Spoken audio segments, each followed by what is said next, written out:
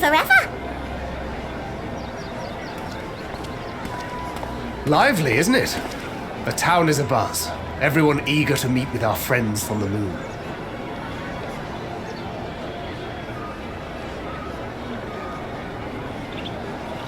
Twould behoove you to consult with Sleeping Way.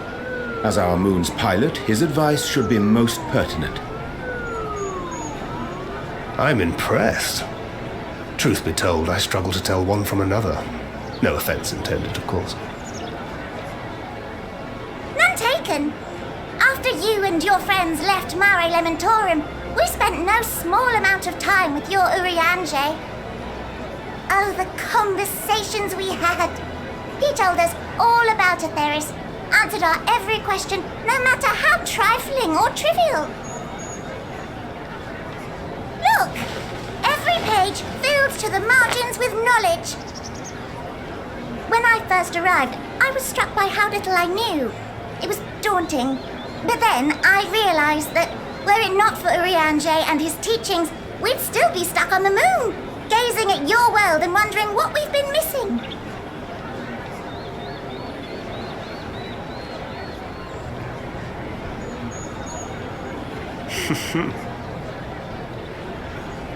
What would they think if they could see Urianger now? I dare say they'd be more than a bit surprised.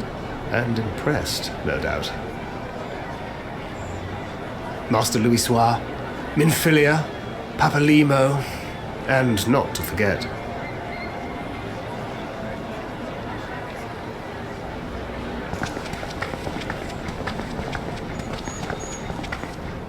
Oh there.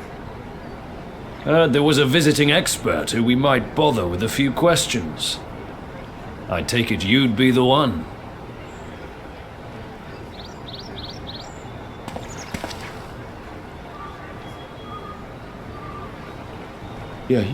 Yes, I am.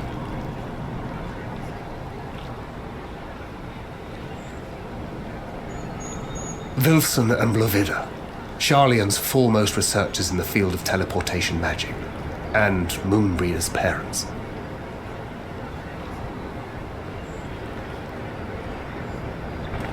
It hath been some time. 'Tis good to see you in good health. Likewise, old friend. Moenbryda and I were most honored to answer the call. Never expected this reunion, though, did we, dear?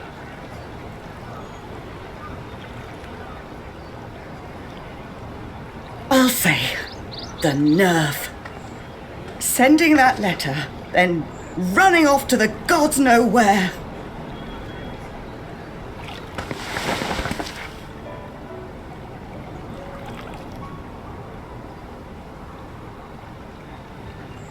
Do you have any idea how worried we were? I'm sorry. 'Twas remiss of me not to deliver the news in person. No, more than that. 'Twas I who... Our daughter was disillusioned after Master Louisoix left her behind.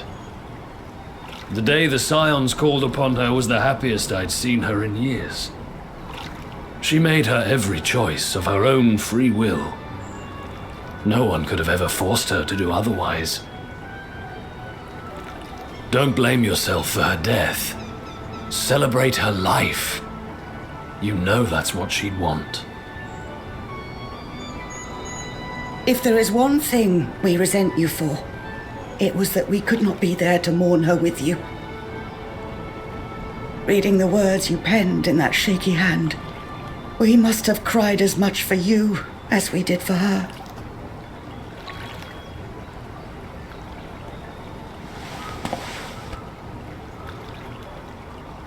I'm sorry. I truly, truly am. I knew not what to say, knew not how to express my feelings. The poems and platitudes of wiser men, musings on sadness and loss, studied and memorized and meaningless in the moment. Silly boy. We are all powerless before such grief. Even now, try as I might, the words escape me.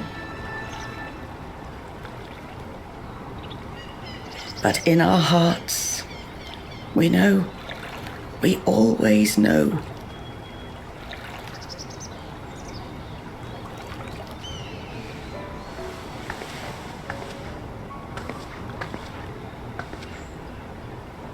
I remember when you were young, how the lads teased you for choosing the company of books over others. Our moon didn't take kindly to that. Be nice to Urianger, she'd shout, and give them a walloping, no matter how many times we scolded her.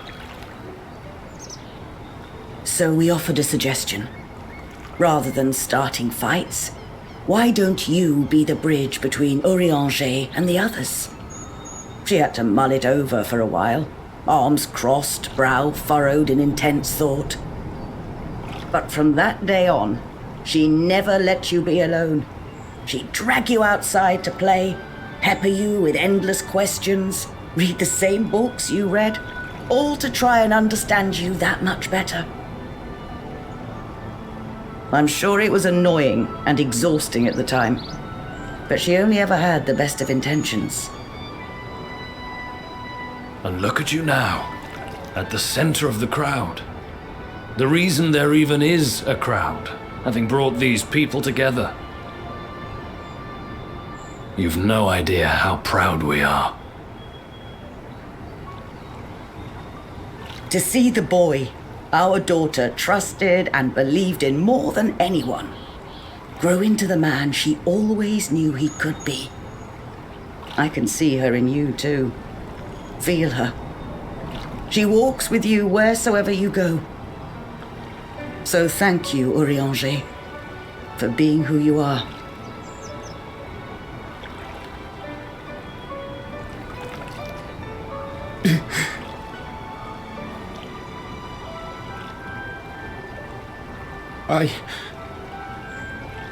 I think I can feel her too.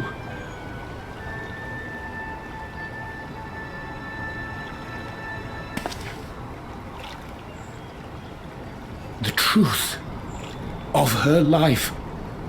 Not sorrow, but hope and love.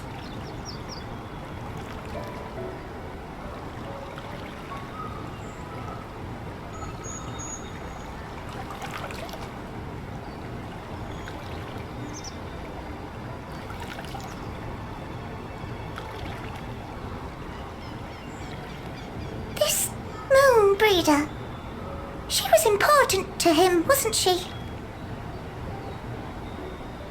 You could ask the man himself. Oh, no. But watching this exchange reminds me how much I've yet to learn about your world and its people. You can live here your entire life and hardly learn a thing. And that's why it's too soon for this to end.